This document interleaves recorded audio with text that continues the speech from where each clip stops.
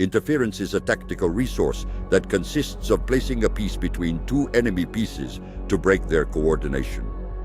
Its objective is simple: to cut off communication between them and cause immediate weakness.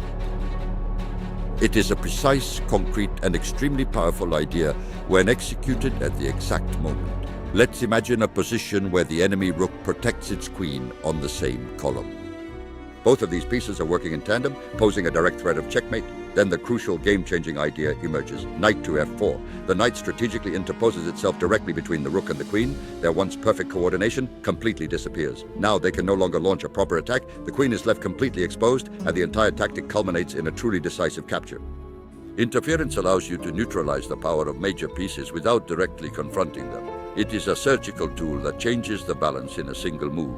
It creates opportunities where there seem to be none. When you identify coordinated enemy pieces, look for a way to interpose yourself between them.